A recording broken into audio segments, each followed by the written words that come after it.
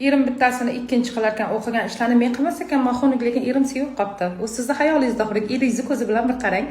Endi hozir hamma erkak ham ikkinchi qilganda bola tug'diraman, bir umr xotinim bo'ladi, uyga solib qo'yaman deb qilmaydi. U vazifalarni birinchi bajaradi, bolaga qaraydi, issiq sovug'ini qiladi, kiyimlarini tayyorlaydi, uydagi xizmatkor. Ikkinchi bilan boradida erkak kishining 9 nafsi bor. 9 nafsi o'sha ikkinchi bilan qondirishga harakat qiladi. Ikkinchi ham aylanadi, o'rgiladi, ilonday to'lg'anadi, yotoqda hamma ishni qiladi, ko'ngilda olib qo'yadi. Ha, ozgina o'ynashaman, keyin ikkinchini tashlayman, baribir umrimni oxirigacha birinchi bilan yashayman deydigan erkak, o'sha anu ayol ko'nglini olib qo'ygandan keyin pul, uy-joy, mashina hammasi ikkinchiga qarab ketaveradi. Birinchiga keladi, sho'ppayib uyda o'tirgan xizmatkor. Yoqmaydi. Ikkinchidan bir umr sodiqqina eriga aylanadi, qoladi. O'shaning uchun men sizga eringizni masalan qondiring, unaqa ishlarni qiling demayman.